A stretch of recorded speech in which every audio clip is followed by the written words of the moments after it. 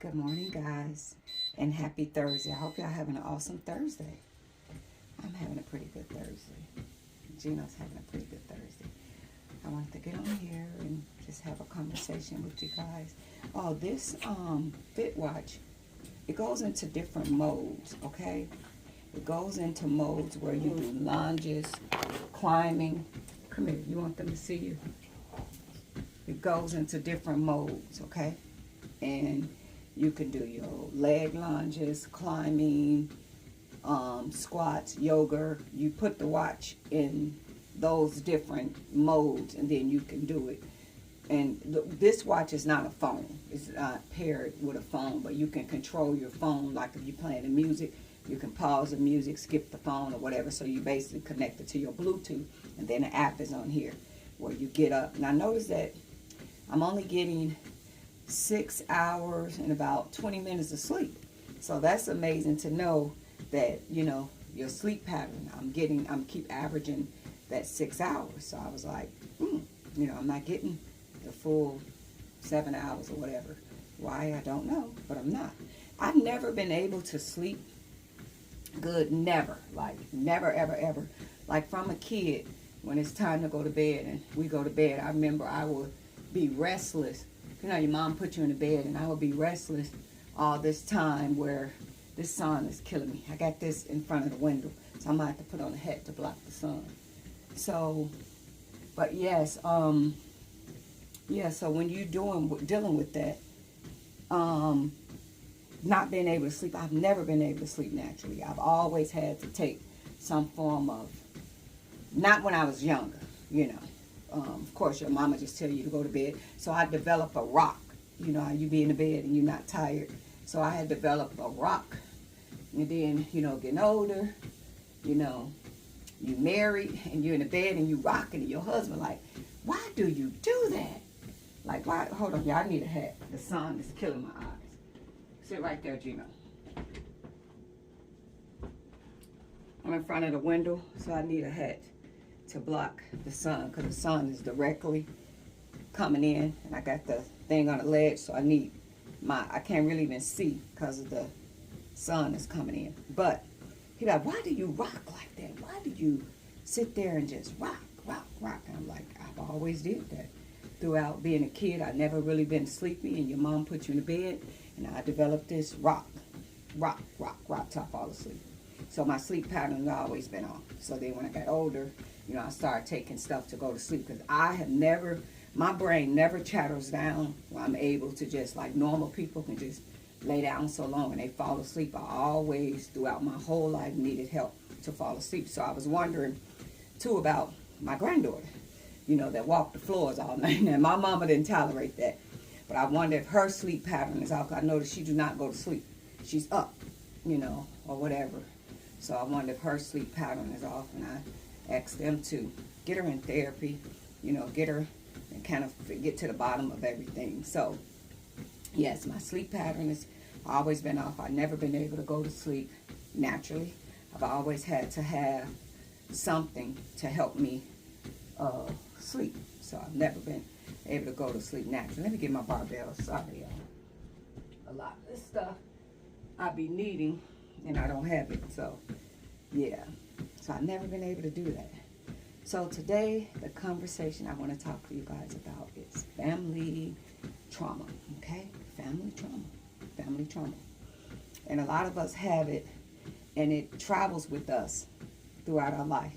And generational goes through and just keep recycling and happening.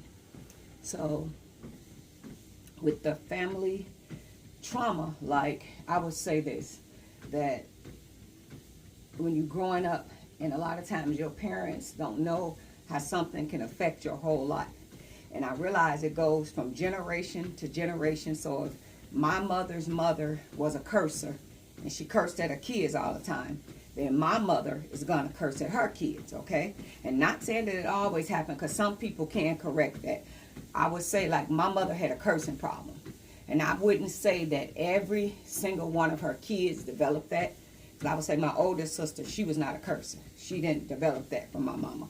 And my brothers, they never was really cursors. You know, it's probably a woman thing, you know. So they didn't curse like sailors, but I would say the rest of my sisters, including me, we just, blah, blah, blah, that cursing.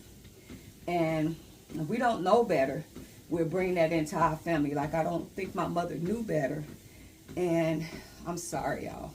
And my sisters hate when I do this. So I tell them don't watch my channel. Because they feel like that I throw my mother under the bus, you know, by revealing family secrets. And I'm not throwing her under the bus. It's just the truth.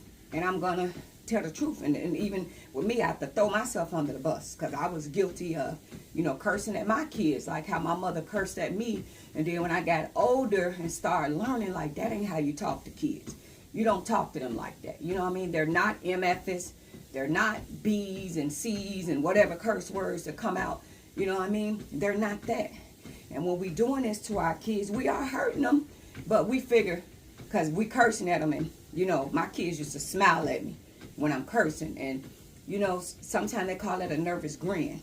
So if I'm going to throw my mother under the bus, I got to throw myself under the bus too. Because I developed that cursing that came over into my life and with my kids, and I started cursing at them until I got a little older and wiser and knew that ain't how you talk to kids. You don't curse at them. You don't talk to them like that. You know what I mean? You talk to them with respect. So I learned to correct my bad behavior. So, you know, that just that generational curse that goes through families. You know, we think our mama did it, or they might discipline us a certain kind of way where, you know, they would use switches and all this different stuff. And you know that back in the slave days, how did they used to whoop the slaves?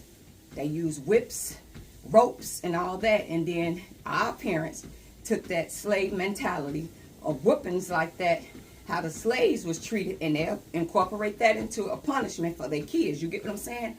So these generational curses that goes all the way down. So even when I moved here in Minnesota, and I remember talking to the schools, and we was talking about corporate punishment. And the schools in Minnesota didn't know what I was talking about. They said never, ever have they had corporate punishment where if y'all from Illinois and different places, y'all remember that back in the day when we was in school, I'm a 73 baby, okay? So if you ain't that back in age, you probably don't know what I'm talking about. They would send a letter home, and it was asking your mother for permission for the teacher to discipline you in school. If you act up, that you give permission for the teacher to spank your kids in school. And my mother signed them papers. And what happened was them teachers, and I'm just going to say it, they was fucking kids up.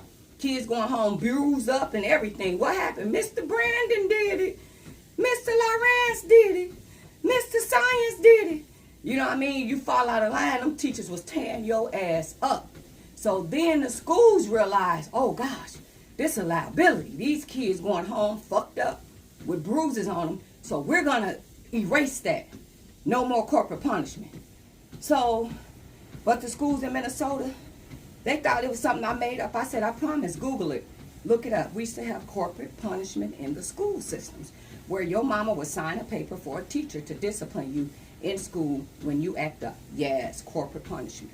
So, you know, life has changed, and like the way that our parents discipline us, it's illegal now for us to do that to our kids. It's illegal. You cannot do that, or you're going right to jail. You get what I'm saying?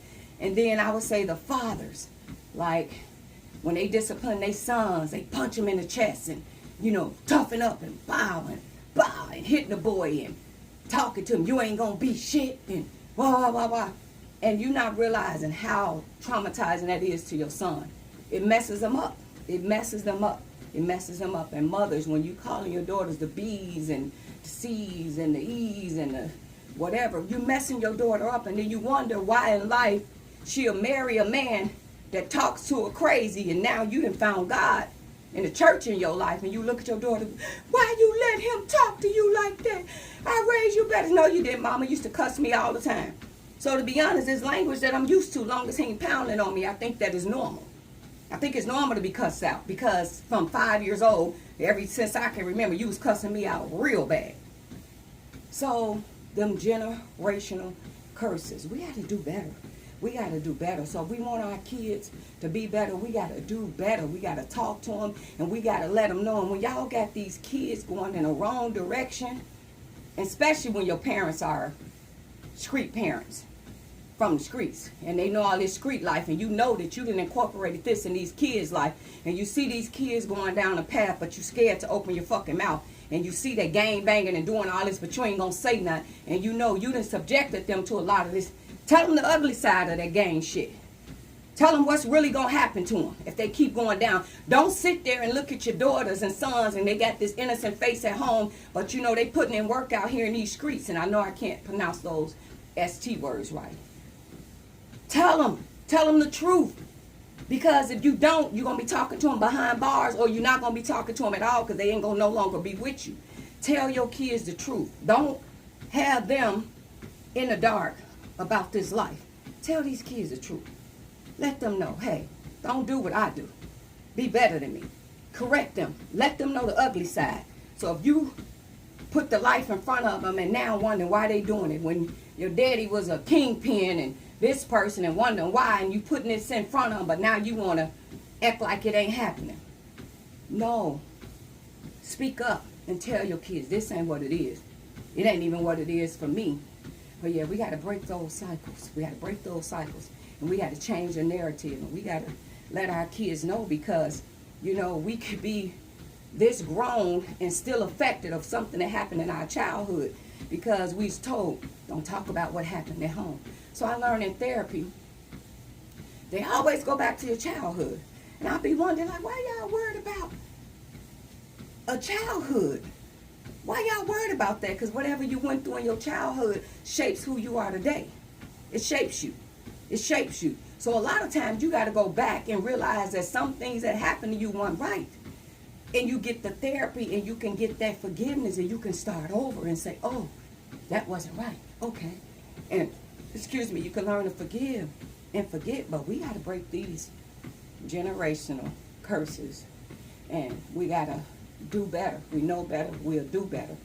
You know, we got to tell our kids the truth. And when we see they going down the wrong path, stop pretending like it ain't happening and you don't see it. If you know your child is a bad child and your child is into all kind of stuff, come on now. Come on now. Come on now. Speak up about it. Like parents know their kids. If you always getting reports that your kid is doing this and your kid is doing that and your kid is doing, everybody not going to lie on your kid. So at some point you got to say, you know what? It might be a problem. Something might be going on with this kid that I have no idea about. I think I forgot to set it in the mode that I needed. Yeah, I didn't. So it's still collaborating it, but it's not, I'm not getting the points that I need because I don't got it in my walk mode. I apologize. I forgot that when I get ready to do it. But there we go. I didn't put it in the mode. It's still going to collaborate it, but it'll be better when you put it in the right mode. You'll get the accuracy. Like if you're doing yogurt, put the watch in the yogurt. If you're doing lunges, put it in lunges. You're doing squats, put it in squats. So put it in there. So it's like we gotta change that, guys. We gotta change that.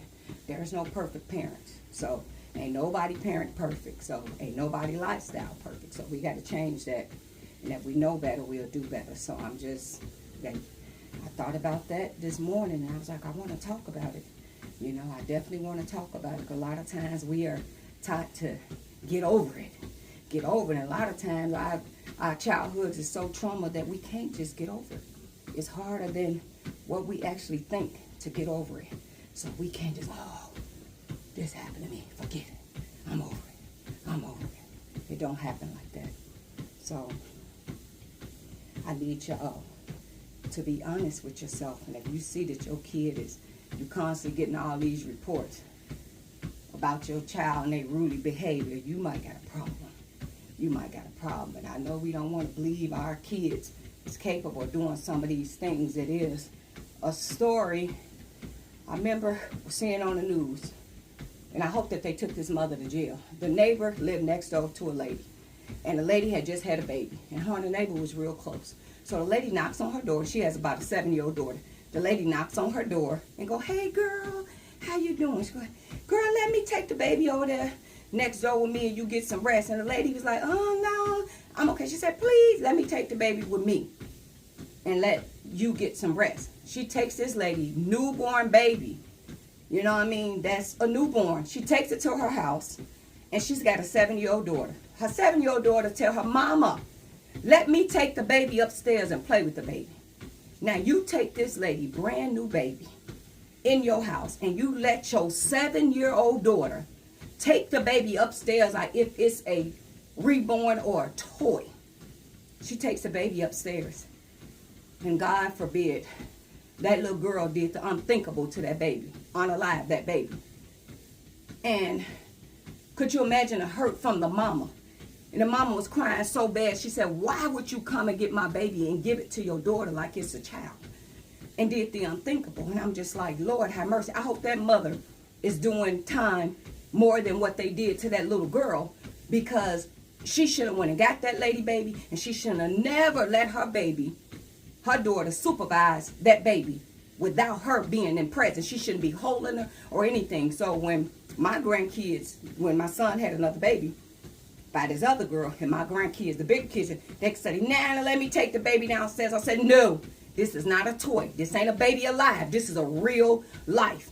Y'all not taking this baby out of my sight. Y'all ain't holding no babies, doing this. You can try to go down the stairs and accidentally drop the baby. And I told my son, stop. You don't have this baby and letting them do it. This is a real life. And they kids, they don't know how to really hold a baby and stuff. So when the mama give it to me, and I told the mama, don't let your baby go over there with them. Because I see my son, them kids, half of them kids is running the show. And your newborn getting tossed around like it's a frisbee. Don't let your baby go over there. And my son, Mama, you did that? I said, you damn right. Because I already don't think them kids is always right. And you sitting there letting the kids run the show. She's not a toy. They can't toss her around where people hold her. No, that's a real live baby. And that story dinged in my head. So no, ain't no holding babies over here. Not when the baby's in my care. Not when the baby's in my care. I want to supervise the baby to the best of my ability. And when I got to go in the shower, whatever, telling my partner, hey, this baby ain't to move. They come up here, tell them to go downstairs and talk to your nana, because they'll try to be slick because they feel I'm in the shower. Oh, we gonna go ask him. Said, no, this baby ain't to move. This baby in this little bassinet thing, the baby sleeping, this baby ain't moving. So I need us to be vigilant and watch what's going on. And if we see something that ain't right, speak up about it. And if you got these ruly kids that ain't wrapped too tight or whatever, you know, come on, y'all. A parent know their kid. You can know something wrong. I guarantee Jeffrey Dahmer and them mama and them, they knew something was wrong with Jeff. They knew Jeff was weird, a weirdo. Something was off with Jeff. They knew it. But a lot of times they was too busy focused on their own life, so they just let Jeff do whatever Jeff wanted to do.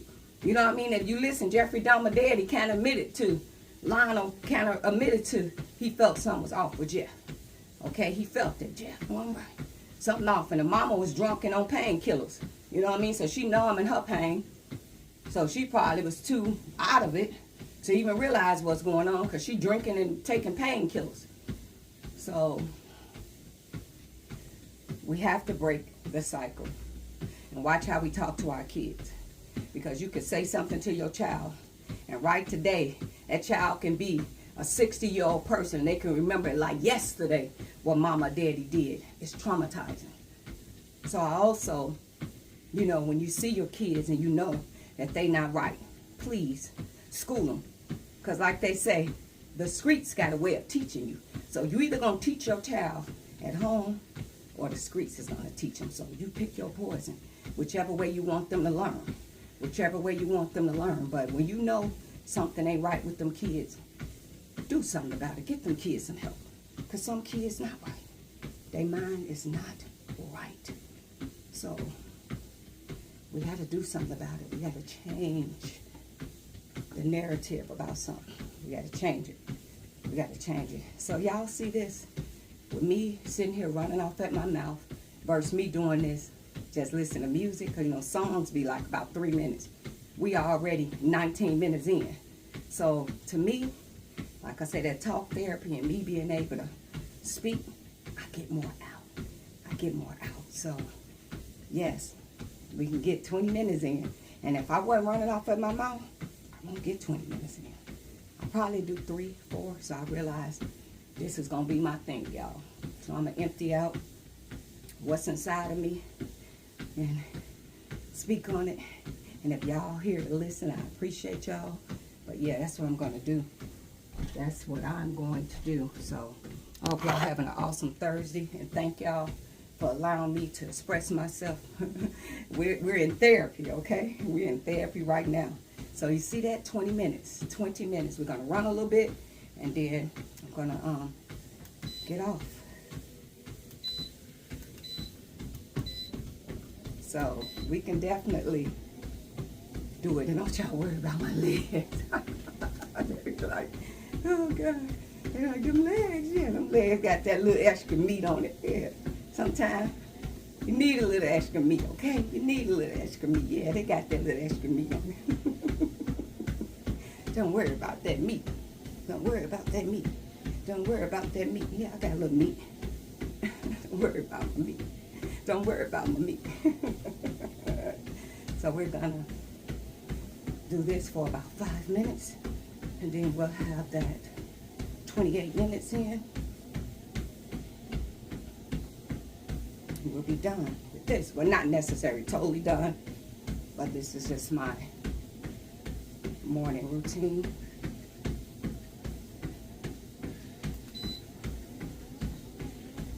Almost. And when you're moving your arms too, you're getting a arm workout in as well. So they say any movement is a workout, especially when we're getting older. But I'm telling you guys, this walking pad is the truth. It is the whole truth.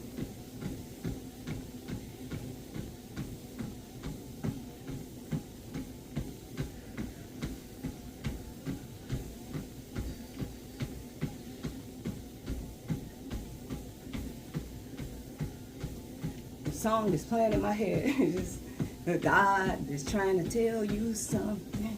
God is trying to tell you something. That's in my head. No, guess I got a message from God. So God, I'm listening. Tell me what you're trying to tell me. Because that's the tune that's playing in my head. God is trying to tell you something. God is trying to tell you something. You better listen. You better listen. I'm listening. I'm listening. I'm listening. I'm here.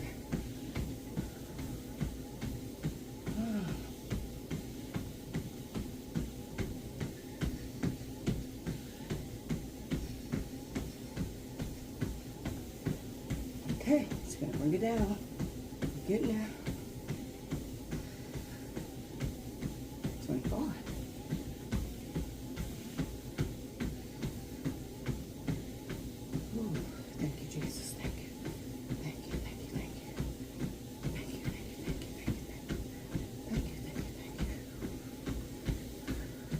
So guys, I'm not a real religious person. Well, I'm going to church all the time, but I'm real spiritual. So I fall short too on the grace of God. So don't y'all judge me, because yes, I got a potty mouth at times or whatever. But yes, I am a true believer. Yeah, I'm a true believer. So.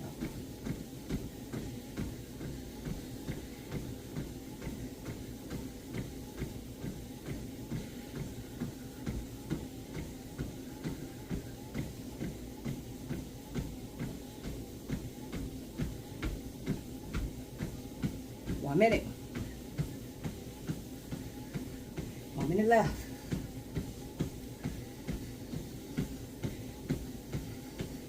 Y'all gotta get these walking pads, especially for our age generation. Slide it right under the bed. I promise you, you'll like it. You'll like it. And it's a lot cheaper than the treadmill. And it take up less space than the treadmill. The one thing I noticed, I'm controlling everything from this remote, but I'm wondering, I don't want to speak it into existence, but it seems like the remote is crucial. You don't got this. I don't see where you can control it at. So I was telling my granddaughter, I work the remote. I work the remote. I work the remote. I work the remote. I work the remote, okay? We're coming down. 5. Step it down. Step it down. There we go. Whew, there we go. Here we go. Woo-wee. There we go. Okay. So this little number is a workout suit that I got from Amazon. So, whew, I got this suit from Amazon, and the shoes I got from Amazon. Y'all know my hat. So the hat says the phone is in front of the window. So the snow, glare from the snow is coming in and it's blinding me. Okay, I couldn't see until I put the hat on. So, whew, Jesus, thank you. Oh, thank you. So, whew. Okay. So now, that was my morning walk. So, I drank my water and then I'll figure out what I'm gonna eat. Probably gonna do some Cheerios because it's too early for pepper steak.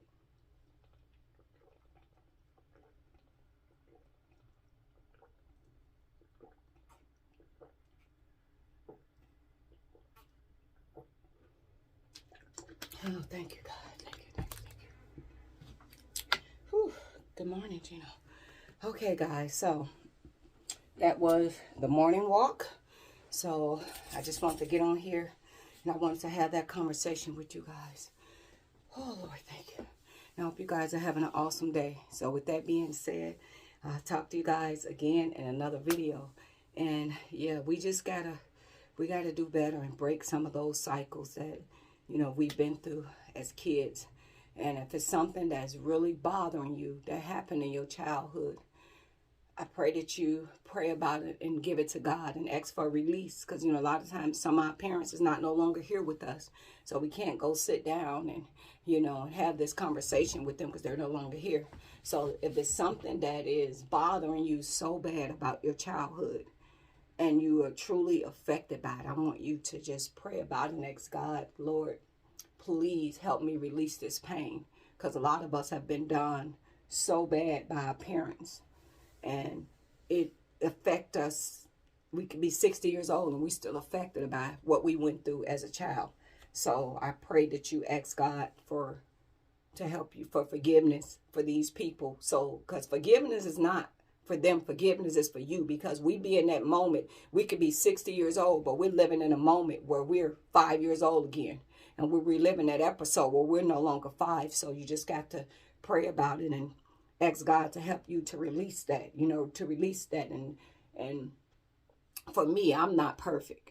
I don't make perfect decisions, and I'm praying out for God to anybody that I've hurt in their way of seeing it. They felt that I did wrong to them or whatever. I'm asking for them to find peace with me, Lord, and I'm asking for forgiveness. Maybe I was telling y'all God was trying to tell me something when I was on the treadmill. So maybe I'm asking for forgiveness for anybody that I've hurt and they feel some type of way about me. So today I'm asking for forgiveness for the people that's probably not too happy about me. I'm asking for forgiveness for anybody that I've hurt. I'm asking for y'all forgiveness. And yeah, so that y'all can have peace, because we don't do everything right. I remember my son sharing with me, and my baby is, oh God, he's 32 years old, and he talked about a whooping that I gave him.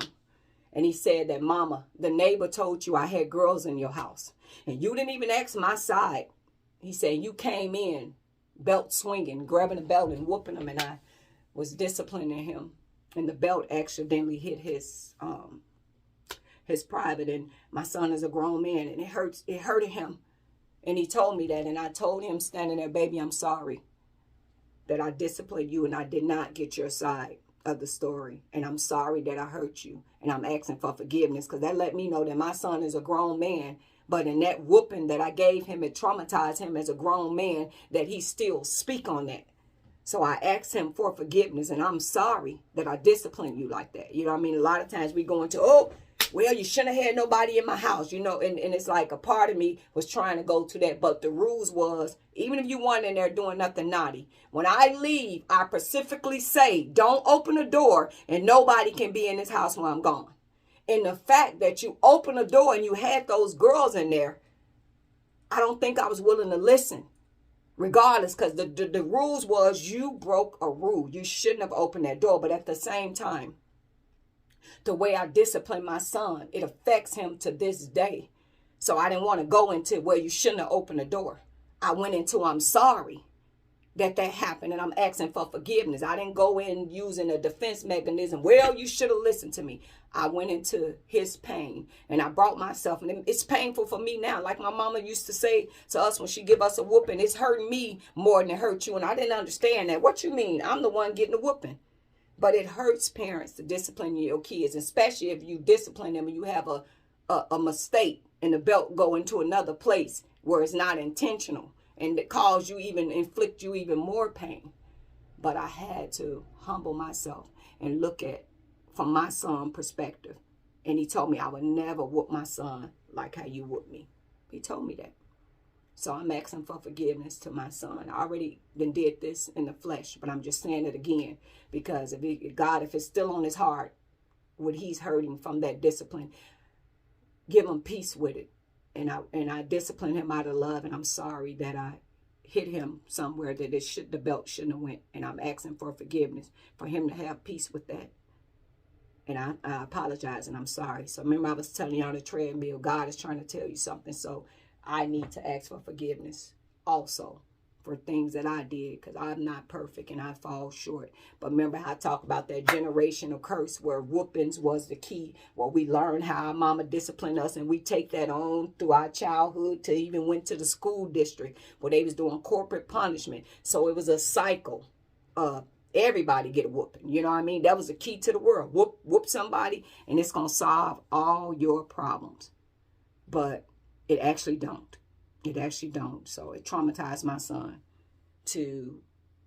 he even revealed to me that at one point he was scared to even talk to girls because of the discipline. I'm like, wow. So that whooping really affected him really bad, that he told me. And I remember his baby mom, the one that was whose daughter comes over, they was high school sweethearts.